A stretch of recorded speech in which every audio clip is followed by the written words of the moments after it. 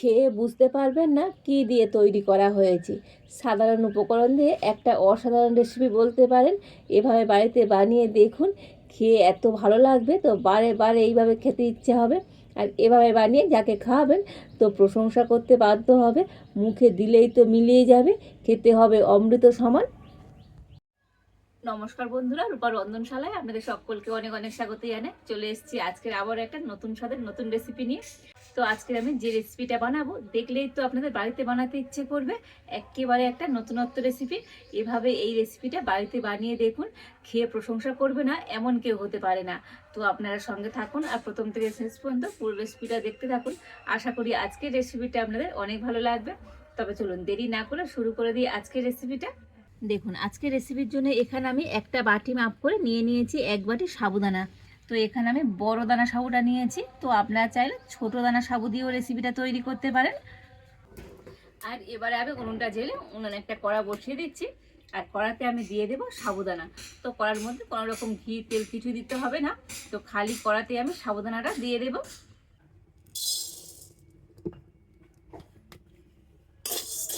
আর এবার আমি সাবুদানাটাকে একটু ভেজে নেব, তবে একেবারে খুব বেশি ভাজা যাবে না, একটু হালকা করে ভেজে নিতে হবে।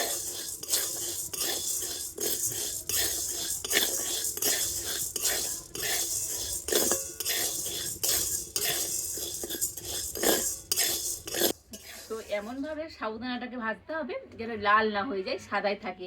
তো সেইভাবে একটু হালকা জাল দিয়ে তো সাবুদানাটাকে একটু হালকা করে আমি ভেজে নেব। তো দেখুন সাবুদানাকে আমি 2 মিনিটের মতো একটু ভেজে নিয়েছি।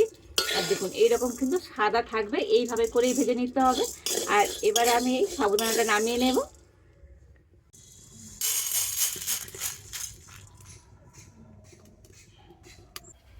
আর এবার আমি কড়াতে দিয়ে দেব দুধ। তো এখানে আমি 500 গরুর দুধ নিয়েছি, তো কড়াতে দিয়ে দিচ্ছি।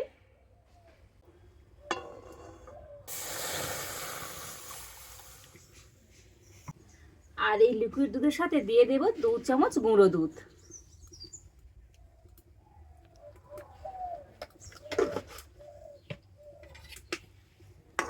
এতে করে দুধের মালাটা যেমন খেতে ভালো লাগবে, আর দুধটা কিন্তু খুব তাড়াতাড়ি ঘন হয়ে যাবে।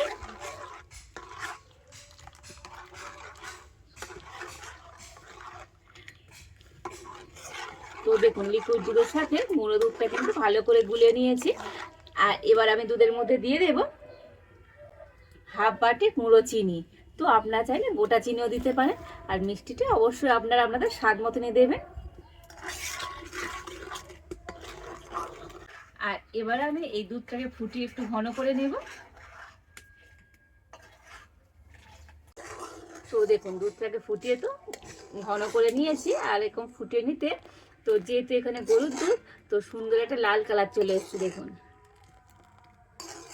তো দুধটা কিন্তু ঠিক এইভাবে করে ঘন করে নিতে হবে। আর এবার আমি এই দুধের মালাইটা নামিয়ে নেব।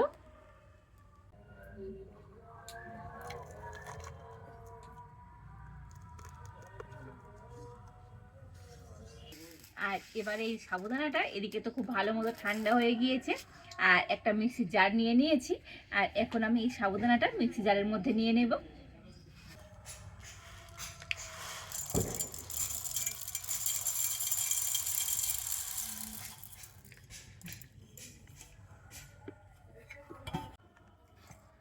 তো এই সাবুদানাটাকে মিক্সিতে একটু ভালো করে গুঁড়ো করে নিয়ে আসবো।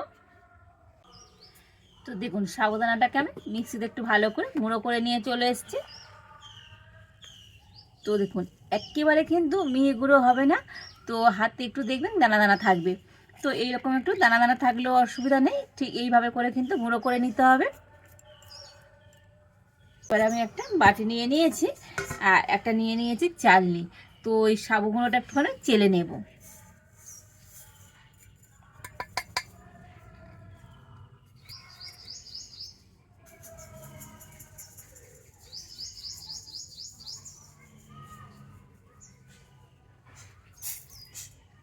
আর এবার আমি চালনির মধ্যে দিয়ে দেব কাস্টার্ড পাউডার।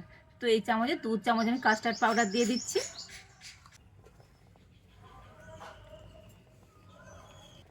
আর দিয়ে দেব 1 চামচ গুঁড়ো দুধ। তো দুধ আর কাস্টার্ড পাউডারটাও একটুখানি চেলে নেব।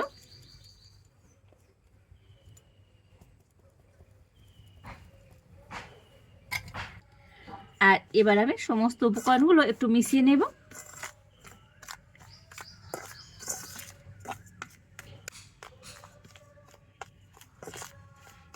তো দেখুন সমস্ত শুকনো উপকরণগুলো একটু মিশিয়ে নিয়েছি। আর এবার আমি এখানে নিয়ে নিয়েছি গরম জল। তো উষ্ণ গরম জল নিয়েছি। তো উষ্ণ গরম জল দিয়ে তো এটাকে কিন্তু মেখে নিতে হবে। তো অল্প অল্প করে জল দেব আর মিশিয়ে নেব।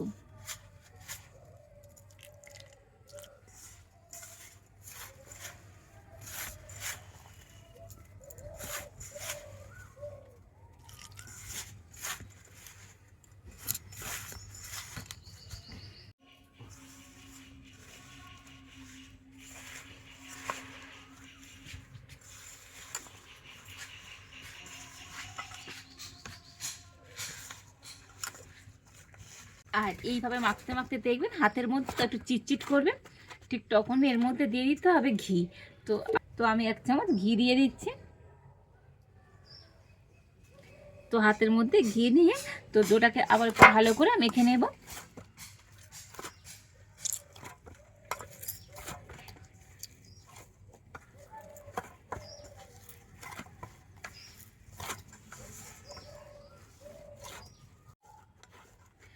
তো দেখুন ডোটাকে হাত দিয়ে ভালো করে মেখে নিয়েছি। আর একটু এরকম নরম করে মেখে নিতে হবে। তো দেখেই বুঝতে পারছেন কতটা নরম আছে। যেহেতু এখানে সাবুদানা আছে তো একটুখানি ঢাকা দিয়ে রেখে দেবো, মানে শুকনো সাবুদানা, এতে করে সাবুদানাটা একটু নরম হয়ে যাবে। আর যে একটু নরম করে মেখে নিয়েছি আর একটু ঢাকা দিয়ে রাখলে দেখবেন মাখাটা কিন্তু অনেকটাই টাইট হয়ে যাবে। প্রায় 5 মিনিট পর আমি ঢাকাটা খুলে নেব। আর দেখুন আগের থেকে কিন্তু অনেকটাই টাইট হয়ে গিয়েছে। আর এবার আমি এটা দিয়ে তো একটু ছোটো ছোটো লেচি কেটে নেব। তো দেখুন একদম এইরকম ছোটো ছোটো সাইজের করে লেচি কেটে নিচ্ছি।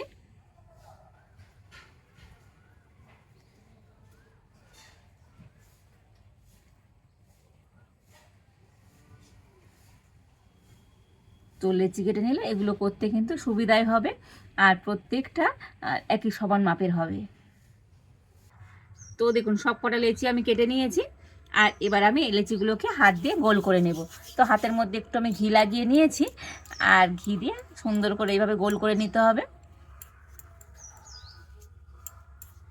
তো দেখুন এইভাবে করে গোল করে নিয়েছি।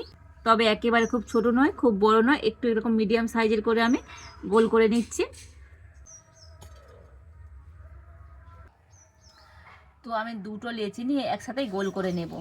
এইভাবে করে নিলে তো খুবই তাড়াতাড়ি হবে।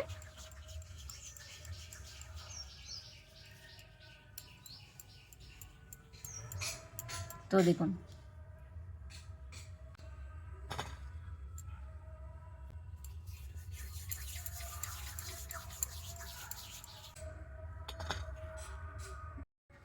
আর এই একইভাবে করে সবগুলোকে আমি এরকম গোল করে নেব। তো দেখুন এই সমস্ত সাবুর বলগুলো তৈরি করে নিয়েছি। আর 1 বাটি সাবু দিয়ে কতগুলো বল তৈরি হয়েছে দেখুন। তো একটু কাস্টার্ড পাউডার দিলে এই বলগুলো দেখতে কত সুন্দর লাগছে দেখুন। আর এবার আমি কড়াতে দিয়ে দেব জল। তো অল্প একটু জল আমি কড়াতে দিয়ে দিচ্ছি। আর এই জলের মধ্যে দিয়ে দেব লবণ। তো অল্প একটু লবণ দিয়ে দিচ্ছি। তো দেখুন জল তো ফুটতে শুরু করে দিয়েছে। আর এবারে জলের মধ্যে আমি দিয়ে দেব 1 চামচ ঘি। তো এইভাবে করে জলটাকে একটু ফুটিয়ে নিতে হবে। তবে খুব বেশিক্ষণ যে জল ফোটাতে হবে তা নয়, জলটা ফুটে গেলেই হবে। আর এবারে আমি এই জলের মধ্যে এই সাবুর বলগুলোকে দিয়ে দেব। আর দেওয়ার সাথে সাথেই দেখবেন বলগুলো তো ডুবে থাকবে। তো দেখুন সমস্ত বলগুলো কিন্তু জলের তলায় ডুবে আছে। আর দেখবেন জল যখন এইভাবে ফুটতে শুরু করবে তো এই সাবুর বলগুলো জলের মধ্যে ভেসে উঠবে। তো দেখুন কত সুন্দরভাবে জলের মধ্যে ভেসে উঠেছে। তবে জলের মধ্যে সাবুর বলগুলোকে তো বেশিক্ষণ ফোটাবো না, 2 মিনিটের মতো ফুটিয়ে নেব। তো 2 মিনিটের বেশি একদমই নয়। তো 2 মিনিট ফুটিয়ে নিলেই হয়ে যাবে। তো দেখুন 2 মিনিটের মতো আমি সাবুর বলগুলোকে ফুটিয়ে নিয়েছি। আর আগের থেকে সাবুর বলগুলো একটু বড় বড় হয়ে গিয়েছে আর কাঁচের মতো দেখুন চকচক করছে। তো এইরকম কাঁচের মতো চকচক করবে, তখনই কিন্তু এই সাবুর বলগুলোকে নামিয়ে নিতে হবে। আর এখানে আমি একটা ছাঁকনি নিয়ে নিয়েছি, আর এই সাবুর বলগুলোকে আমি ছাঁকনির মধ্যে নিয়ে নেব।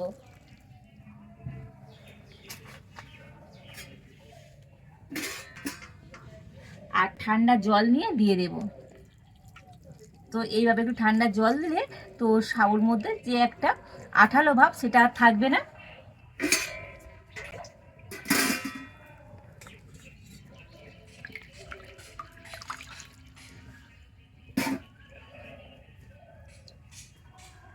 তো দেখুন সাবুর বলগুলোকে সুন্দর করে আমি জল দিয়ে ধুয়ে নিয়েছি, আর হাত দিলেই বুঝতে পারবেন আর যে সাবুদানার মধ্যে যে একটা আঠালো ভাব থাকে সেটা আর থাকবে না।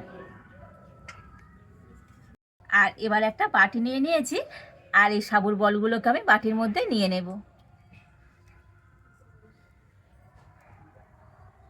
আর এবারে আমি সাবুর বলের মধ্যে যে দুধের মালাইটা আগে থেকে তৈরি করে রেখেছিলাম, আর এই মালাইটাকে দিয়ে দেব।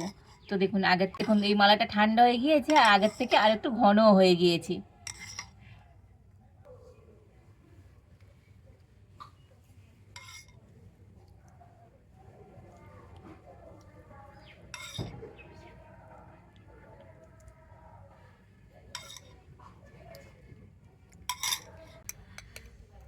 তো দেখুন দুধের মালাইয়ের সাথে তো সাবুর বলগুলোকে একটু এইভাবে মিশিয়ে নেব।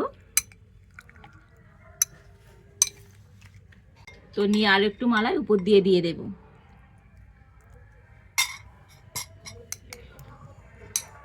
তো দেখুন মালাইয়ের সাথে সাবুর বলগুলোকে সুন্দরভাবে মিশিয়ে নিয়েছি, আর উপর দিয়ে একটু আমি বাদাম কুচি দিয়ে দেব। তো এখানে একটু পেস্তা বাদাম নিয়েছি, দিয়ে দিচ্ছি।